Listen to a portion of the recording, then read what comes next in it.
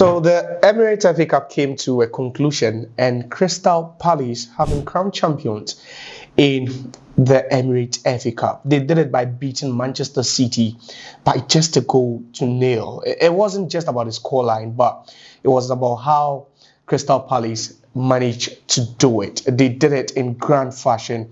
You know, Dean Henderson was also a hero for them. He saved an Omar Marmoush penalty to ensure that Crystal Palace would win their first ever major trophy. But then one question you could ask is, how long has it been since Crystal Palace won a trophy? So remember that Newcastle beat Liverpool in the Carabao Cup final a couple of months ago, and it was their first major trophy in 71 years. Not long ago, we saw Bologna also beat AC Milan in the final of the Coppa Italia.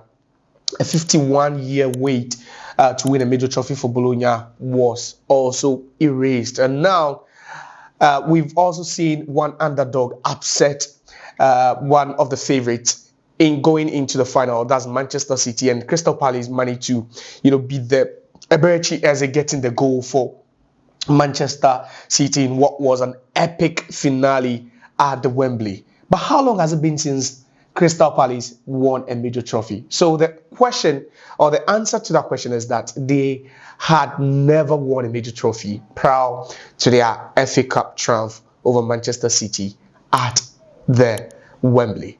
Crystal Palace was a club that was founded, way back in 1905. So on the 10th of September this year, that's 2025, they'll turn 120 years old. So it's a century and 2 decades old, 120 years of existence, and Crystal Palace managed to win their first ever major trophy. But that wasn't the first time they were actually playing, in the Emirates FA Cup final. So they've already been there before. They were there in the 1989-1990 season. They were in the finale of the Emirates FA Cup, but unfortunately they couldn't lift it.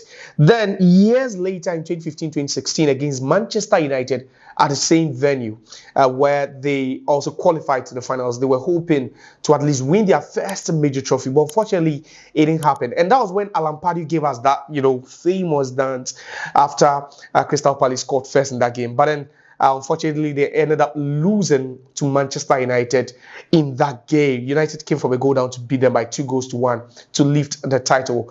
And what was Louis van Gaal's very last season at the helm of Manchester United. Then, close to a decade after that, they returned there again. This time, with a whole set of new players. You have the likes of Dean Henderson, Daniel Munoz, Eberechi Eze, who for me has been their best player so far this season. Eddie Nketiah, Jean-Philippe Mateta. You can mention the players. These are some quality players, and the head coach as well. 9 years ago when they went to the final, it was Alan Pardew who was their head coach. But then 9 years is such a long time, and a whole lot has changed within the Crystal Palace fraternity. This time as Oliver Glasner. And, we've seen them play some exciting football in the Premier League, but no one, absolutely no one, not even a single soul, expected them to go all out and win the Emirates FA Cup, which means that they'll be playing in Europe for the first time close to 30 years. So they'll be playing in the UEFA Europa League. It's an automatic spot qualification for them after they beat Manchester City. And they did it, with some hard work. They had to defend for their lives. And there was a point where you were thinking that, if Omar Marmoush had scored that penalty, then perhaps that would have even opened the doors for Manchester City to have staged a dramatic comeback. But then that didn't happen because Dean Henderson stood his grounds, and he was practically the man of the match for me. He did everything he could. He put some wonderful saves. It was a double save. It was right after Omar Marmoush, messed up that penalty. It was Erling Haaland on the rebound, but then Dean Henderson managed to save that one as well. So Crystal Palace will be playing in Europe for the first time in a very, very long time. So in the 1998-1999 season, they played in the UEFA Intertoto Cup. So that's the last time they actually played in Europe. And this will be just the second time in their entire history, in their 119-year history, to play in Europe. Isn't that a wonderful story? That's quite amazing. And, I am a bit emotional about that. But then let's move to Manchester City. Let's see what's happening over there. So Pep Guardiola officially will end the 2024-2025 season without a major silverware. That's unlike Pep Guardiola. That's a huge blow, considering the players he had to buy during the January transfer window, and even the quality that Manchester City possesses. You'd be thinking that this isn't Manchester City, yeah, and you'd be asking, or you'd be wishing, or you'd wish someone would just wake you up from your dreams. But it's actually real. So for the first time in 8 years, since the 2016-2017 season, Pep Guardiola will officially go or end the season without a single major trophy, and that's due to the fact that they lost in the Emirates FA Cup Final to Crystal Palace. But people are saying it's about time that Pep Guardiola at least even take a break away from football. We saw him do that. He took a sabbatical after one season with Barcelona where they failed to win a trophy. That was when they lost the league title. But then it looks like Pep Guardiola is just so motivated to continue, despite the fact that they didn't win any major trophy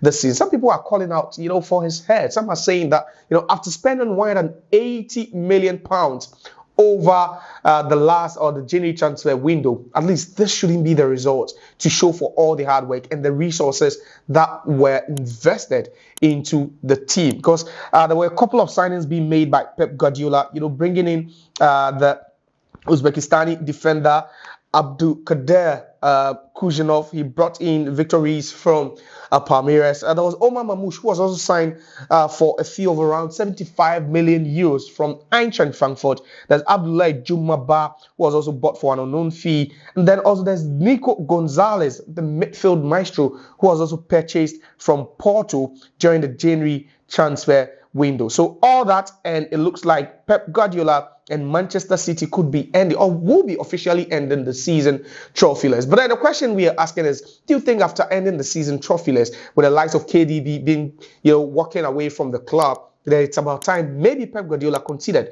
Because throughout his professional managerial career, he's never been at a single club for as long as he's been with Manchester City. He spent 4 years at Barcelona, 3 years at Bayern Munich. That's a combined 7 years. But then at City, he's entering into his 10th year at the Manchester-based club. So is it time for Pep Guardiola to move on? You think after that humiliating defeat to Crystal Palace in the finals of the Emirates FA Cup, then it's about time he considered even retiring for a while, like taking a sabbatical at least, just to refresh himself. Because quite a lot of things, have happened to Pep Guardiola. His divorce, Manchester City issues, 115 FFP breaches. You could name it. Quite a lot of challenges. But then Pep Guardiola still proves that he has passion for the game and he loves football. But then it's all Crystal Palace now. After 119 years in existence, they would turn 120 years in the next couple of months. They win their first ever major trophy. And Crystal Palace will be representing England in the 2025-2026 UEFA Europa League.